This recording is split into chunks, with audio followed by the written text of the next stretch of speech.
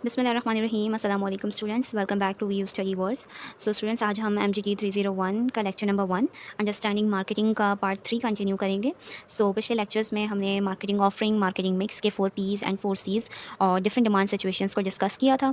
तो आज हम एक बहुत ही इंपॉर्टेंट टॉपिक कवर करेंगे and which is marketing philosophies और मार्केटिंग ओरिएंटेशंस। सो इसके बाद हम marketing management, customer relationship, customer perceived value और कस्टमर सेटिस्फेक्शन को भी अंडरस्टैंड करेंगे। So let's start today's video. सबसे पहले हम देखते हैं कि स्टूडेंट्स डिफरेंट कंपनीज़ जो होती हैं, यानी कि डिफरेंट कंपनीज़ जो होती हैं मार्केटिंग को डिफरेंट वेज़ में अप्रोच करती हैं। यानी कि हर कंपनी का ये बिलीफ हो सकता है कि कस्टमर हमसे क्या एक्सपेक्ट करता है और हमें किस चीज़ पर फोकस करना चाहिए। सो इन बिलीव्स को जो है हम मार्केटिंग ओरिएंटेशंस और मार्केटिंग फ़िलॉसफीज़ कहते हैं। ठीक है, सो इसका मतलब हम इसको दोबारा से हम रिवाइज़ कर लेते हैं ताकि आप लोगों को अच्छे से क्लियर हो जाए। हमने क्या बोला कि मार्केटिंग फ़िलॉसफीज़ क्या होता है कि जो होता है डिफरेंट जो कंपनीज़ होती हैं वो मार्केटिंग को डिफरेंट वेज़ में अप्रोच करती हैं, यानी वो डिफरेंट डिफरेंट तरीके से मार्केटिंग को अप्रोच करती हैं। यानी हर कंपनी का ये बिलीफ हो सकता है कि कस्टमर हमसे क्या एक्सपेक्ट करता है और हमें किस चीज़ पर फोकस करना चाहिए कि हम कस्टमर की नीड्स को फुलफिल कर सकें। तो इन बिलीव्स को जो है हम मार्केटिंग ओरिएंटेशन और मार्केटिंग फिलोसफीज़ कहते हैं। तो आज हम इन कॉन्सेप्ट्स को one by one simple example के साथ समझेंगे। तो उसके बाद हमारे पास आ जाता है प्रोडक्शन कॉन्सेप्ट। सबसे पहले तो प्रोडक्शन कॉन्सेप्ट क्या होता है, तो प्रोडक्शन कॉन्सेप्ट का बेसिक आइडिया ये है कि कंज्यूमर जो है उन प्रोडक्ट्स को प्रेफर करेंगे जो ईजिली अवेलेबल होंगे और अफोर्डेबल होंगे। अगर हम सिंपल वर्ड्स में इसको देखें तो इसका मतलब ये हो सकता है कि कंपनी का फोकस होता है कि ज़्यादा प्रोडक्शन हो, प्लस लो कॉस्ट हो और प्लस ईजी अवेलेबिलिटी हो। यानी कि कंपनी बिलीव करती है कि कस्टमर्स क्वांटिटी और अफोर्डेबिलिटी को इंपॉर्टेंस देते हैं इसमें। यानी कि हमें प्रोडक्शन ज़्यादा करनी है लेकिन उसकी कॉस्ट भी हमने कम रखनी है ताकि वो जो कस्टमर्स हैं उनके लिए ईजिली अवेलेबल हों। इसको हम एक एग्जाम्पल के थ्रू समझते हैं ताकि आपका ये कॉन्सेप्ट अच्छे से क्लियर हो जाए। तो अगर किसी कंपनी का प्रोडक्ट जो है बहुत ज़्यादा क्वांटिटी में प्रोड्यूस हो रहा है और कंपनी जो है इकोनॉमीज़ ऑफ स्केल की वजह से उसकी प्राइस कम कम रख सकती हैं, तो प्रोडक्ट जो है ज़्यादा कस्टमर्स तक पहुंच सकता है। प्रोडक्शन कॉन्सेप्ट में मेन फोकस है कि production and availability. Okay, then we have the product concept.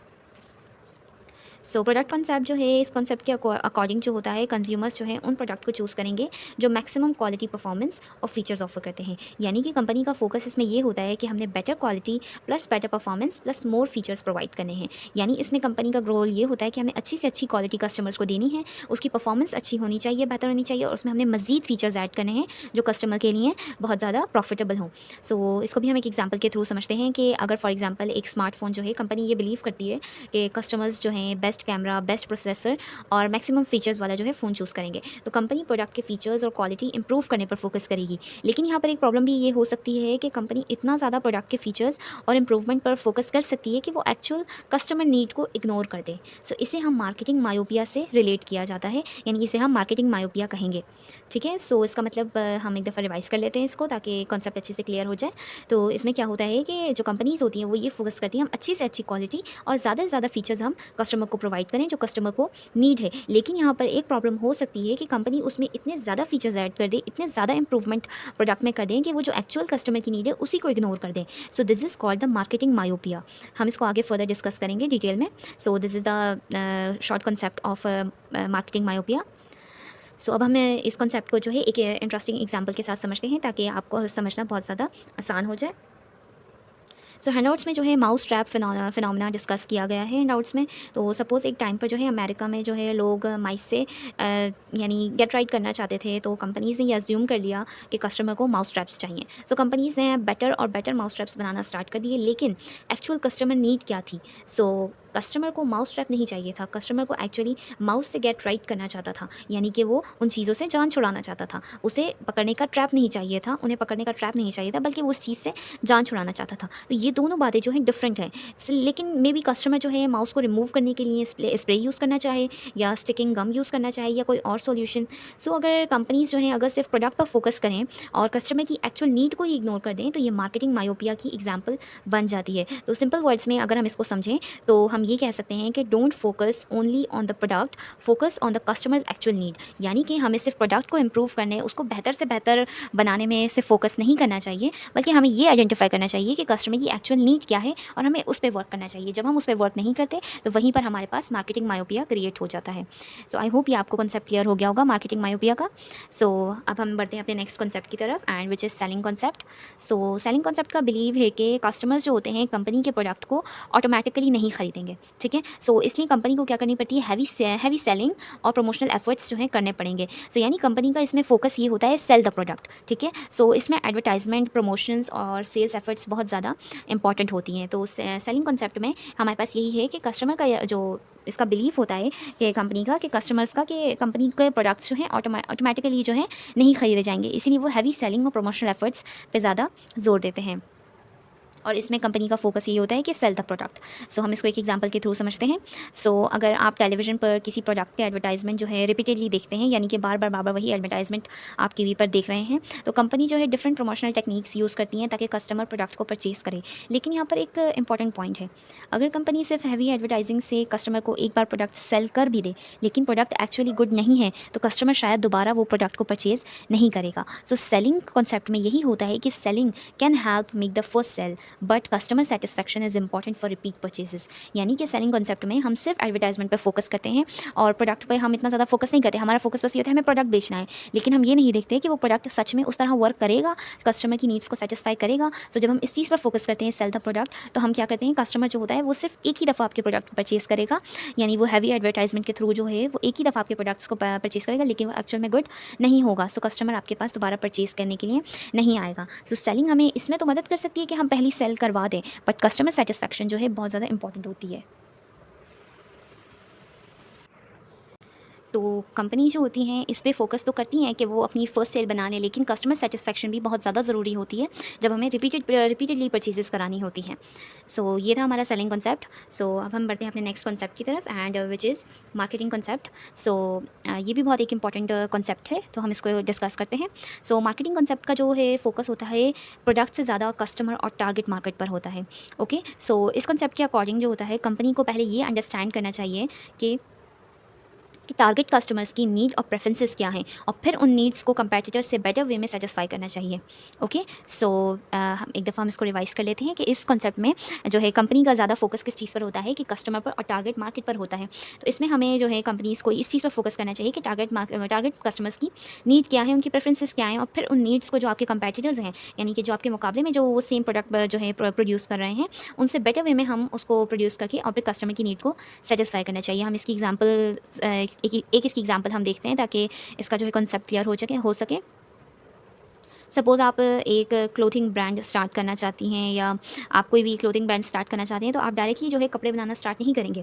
तो पहले आप क्या करेंगे, पहले आप रिसर्च करेंगे। आप रिसर्च क्या करेंगे कि कस्टमर को किस टाइप के क्लोथ्स चाहिए, उनका बजट क्या है, उनकी प्रेफरेंसेस क्या हैं, और उनको ऑनलाइन शॉपिंग पसंद है या फिजिकल स्टोर्स पर जाना पसंद है, या फिर जो है आप अपनी प्रोडक्ट ऑफरिंग जो है डिज़ाइन करेंगे। यानी कि कस्टमर की जो नीड होती है, तो उसके बाद हम प्रोडक्ट या सर्विसेज बनाते हैं और फिर उसकी सेटिस्फेक्शन पर फोकस करते हैं। सो ये मार्केटिंग कंसेप्ट का बेसिक आइडिया होता है, यानी कि हमने पहले कस्टमर की नीड को आइडेंटिफाई करना है, फिर उसके अकॉर्डिंग हमने प्रोडक्ट या सर्विसेज को प्रोड्यूस करना है ताकि वो कस्टमर की नीड को क्या कर सके, सेटिस्फाई कर सके।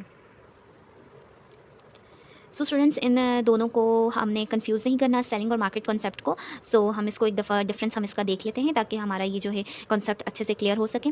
तो सेलिंग कॉन्सेप्ट में क्या होता है कि कंपनी का फोकस क्या होता है, एग्जिस्टिंग प्रोडक्ट को सेल करना। यानी उसमें सिर्फ और सिर्फ आपका फोकस ये होगा कि आपकी जो प्रोडक्ट है आपने उसको सेल करना है, चाहे वो आप किसी भी तरह से करें, कस्टमर्स आपके पास दोबारा आए ना आए, लेकिन इसमें आपका सिर्फ फोकस इस बात पे होता है कि आपने अपनी फर्स्ट सेल करनी है, आपने अपना प्रोडक्ट को सेल करना है। लेकिन मार्केटिंग कॉन्सेप्ट का क्या फोकस होता है, इसमें कंपनी का फोकस ये होता है कि कस्टमर की नीड को आपने अंडरस्टैंड करना है और उनको सेटिस्फाई करना है। सो इजी वे में अगर हम इसको समझें तो जो है सेलिंग जो है स्टार्ट होती है प्रोडक्ट से, बट मार्केटिंग जो होती है वो स्टार्ट होती है कस्टमर से। ठीक है, सो आपने ये पॉइंट आपने जो है कीवर्ड्स जो हैं आपने ये माइंड में रखने हैं कि selling starts with the product and marketing starts with the customer. So ये डिफरेंस आप ज़रूर याद रखिएगा ताकि आप इन दोनों में जो है डिफरेंस रख सकें, आपको इन दोनों में फ़र्क महसूस हो सके, आप इन दोनों को मिक्स ना कर दें।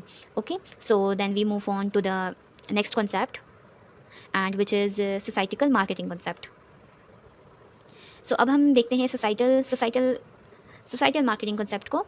सो मार्केटिंग कॉन्सेप्ट में इसमें जो है कंपनी जो है कस्टमर की नीड्स और कंपनी के प्रॉफिट पर फोकस करती है। ठीक है, लेकिन कभी कभी कस्टमर और कंपनी को इमीडिएट इंटरेस्ट सोसाइटी के लॉन्ग टर्म इंटरेस्ट को डैमेज कर सकते हैं। ठीक है, सो हम इसको एक एग्जांपल के थ्रू समझते हैं। जैसे कि सपोज़ एक कंपनी जो है ऐसी वेस्ट प्रोड्यूस करती हैं जो इन्वायरमेंट को डैमेज करते हैं। ठीक है, सो कंपनी जो है प्रॉफिट अर्न कर रही है और कस्टमर को प्रोडक्ट मिल रहा है, लेकिन इन्वायरमेंट और सोसाइटी को लॉन्ग टर्म में डैमेज हो रहा है। तो तो यहाँ पर आपका क्या हुआ कि तो यहाँ पर आपका क्या हुआ कि जो इन्वायरमेंट और जो है सोसाइटी का लॉन्ग टर्म जो है सोसाइटी को हम क्या कर रहे हैं, डैमेज कर रहे हैं। ऐसे जो हैं जब हम कंपनी जो है प्रॉफिट अर्न कर रही है और कस्टमर के लिए प्रोडक्ट को प्रोड्यूस कर रही है, लेकिन जो उसका वेस्ट है उससे जो है लॉन्ग टर्म डैमेज हो रहा है हमारी सोसाइटी को। सो यहाँ पर जो है सोसाइटल मार्केटिंग कॉन्सेप्ट जो है बहुत ज़्यादा इंपॉर्टेंट हो जाता है। तो इस कॉन्सेप्ट में कंपनी को कस्टमर इंटरेस्ट प्लस कंपनी के goals plus society long term welfare को कंसिडर करना चाहिए। यानी कि इसमें सिर्फ आपने ये नहीं देखना कि कस्टमर का इंटरेस्ट क्या है, हम कस्टमर की नीड को सेटिस्फाई करें, हमारी कंपनी का गोल जो है प्रॉफिट अर्न करें एंड दैट्स इट। आपने यहाँ तक नहीं सोचना, आपने इसके आगे भी सोचना है। इसमें आपने सोसाइटी के बारे में भी सोचना है कि अगर हम कोई चीज़ प्रोड्यूस कर रहे हैं तो इससे सोसाइटी को लॉन्ग टर्म कोई डैमेज तो नहीं हो रहा, ये सोसाइटी को हमारे फ़ायदा देगी ये चीज़ या नहीं देगी। सो इस कॉन्सेप्ट में हमने सोसाइटी को भी कंसिडर करना है। हमने सोसाइटी का जो फैक्टर है उसको भी हमने इसमें कंसिडर करना है कि हमारे तमाम प्रोसेस में प्रोडक्शन से लेके हमारे कस्टमर सेटिस्फेक्शन तक और उसके बाद भी हमारी सोसाइटी को जो है कोई भी किसी भी तरह का डैमेज ना हो, हमने इस बात को भी कंसिडर करना है। सो सिंपल वर्ड्स में जो है हम इसको ये कह सकते हैं कि प्रॉफिट भी हो, कस्टमर की नीड भी फुलफिल हो और सोसाइटी को अननेसेसरी हार्म भी ना हो। ठीक है, सो अब हम एक क्विक कंपैरिजन कर देते हैं मार्केटिंग फ़िलॉसफीज़ का, ताकि हमारे जो है तमाम कॉन्सेप्ट्स में जो है हमें एक सीक्वेंस में याद रहें और ये सारे मिक्सअप ना हो जाए। सो हम देख लेते हैं इनके डिफरेंट कॉन्सेप्ट्स के बीच जो हमारे जो हैं डिफरेंसेस हैं, हम उनको देख लेते हैं। सो प्रोडक्शन कॉन्सेप्ट में हमारा क्या फोकस था, अवेलेबिलिटी एंड अफोर्डेबिलिटी, यानी कि इसमें ज़्यादा कंपनी का फोकस ये होता है कि वो ऐसी प्रोडक्ट्स को अवेलेबल करें जो कि कस्टमर्स के लिए अफोर्डेबल हों। Then we have discuss the product concept, इसमें क्या फोकस था, क्वालिटी, परफॉर्मेंस एंड फीचर, यानी हमें अच्छी से अच्छी क्वालिटी, अच्छी से अच्छी परफॉर्मेंस देनी है अपने प्रोडक्ट की और उसमें अच्छे से अच्छे फीचर्स ऐड करने हैं ताकि वो कस्टमर की नीड को सेटिस्फाई करें। और सेलिंग कॉन्सेप्ट में हमारा फोकस ये था कि हमें हैवी सेलिंग और प्रमोशन करनी है, लेकिन हमारा इसमें फोकस सिर्फ ये था कि सेल द प्रोडक्ट। हम उसके आगे ये नहीं सोच रहे थे कि हमें इससे कस्टमर हमारा दोबारा उस चीज़ को परचेज़ करेगा हमारी प्रोडक्ट को या नहीं, बस हमारा कॉन्सेप्ट पे इसी कॉन्सेप्ट पे फोकस था, हैवी सेलिंग पर। और मार्केटिंग कॉन्सेप्ट में हमारा फोकस ये था कि हमें कस्टमर की नीड को आइडेंटिफाई करना है और उसको सेटिस्फाई करना है। और सोसाइटल मार्केटिंग कॉन्सेप्ट में हमारा फोकस ये था, हमने कस्टमर नीड्स और कंपनी गोल्स को मद्देनज़र रखते हुए हमने सोसाइटी फैक्टर को भी कंसिडर करना है, सोसाइटी के लॉन्ग टर्म वेलफेयर के बारे में भी हमने सोचना है, यानी कि इससे हमारी सोसाइटी को कोई नुकसान नहीं होना चाहिए।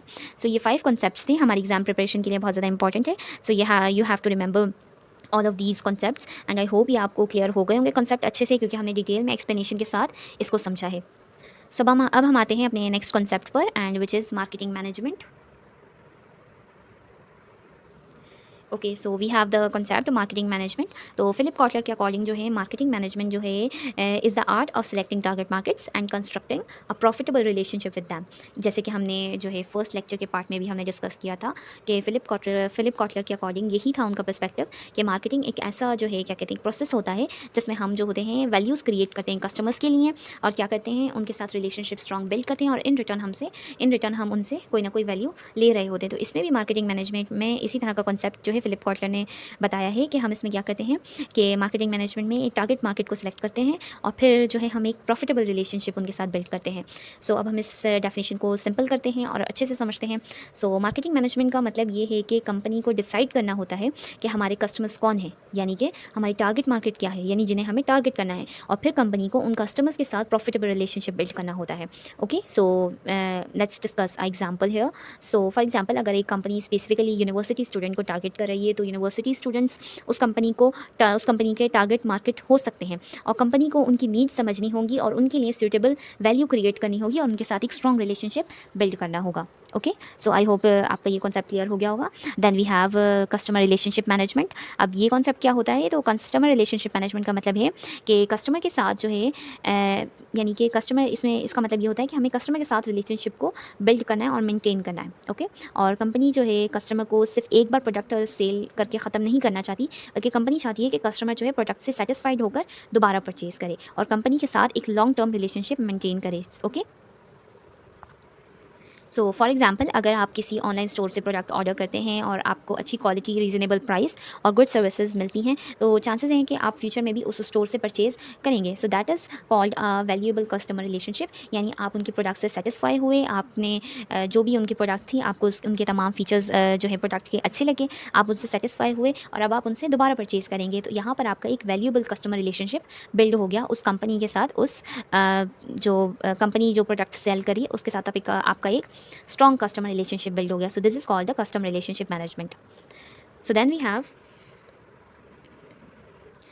We have customer perceived value. So customer perceived value, जिसको हम CPV भी कहते हैं. सो कस्टमर परसीव्ड वैल्यू का मतलब ये है कि कस्टमर का जो टोटल बेनिफिट्स कस्टमर को मिलते हैं और जो टोटल कॉस्ट है यानी कि वो बेयर करती हैं, तो उन दोनों के डिफरेंस को कस्टमर परसीव्ड वैल्यू कहा जाता है. ठीक है. सो इसका हम सिंपल फॉर्मूला देख लेते हैं. इसका सिंपल फॉर्मूला क्या होता है? सो इसका सिंपल फॉर्मूला ये होता है कि customer perceived value is equals to customer benefits minus customer cost. Okay. So customer की कॉस्ट सिर्फ मनी नहीं होती, कस्टमर कॉस्ट में money plus time plus effort भी इंक्लूड होती है. ठीक है. सो फॉर एग्जांपल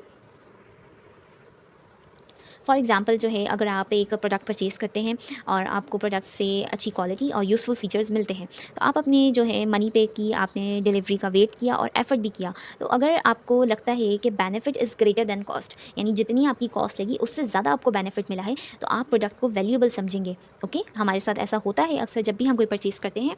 सो जितनी भी हमारी कॉस्ट लगी होती है उस प्रोडक्ट पर, उससे ज़्यादा हमें बेनिफिट मिल जाता है. सो बेनिफिट जो है आपका ग्रेटर हो जाता है कॉस्ट से. तो यहाँ पर जो है आपका जो है प्रोडक्ट को आप जो है वैल्यूएबल समझेंगे. सो इसीलिए मार्केटर्स जो है ट्राई करते हैं कि कस्टमर को हाई परसीव्ड वैल्यू मिले. ओके.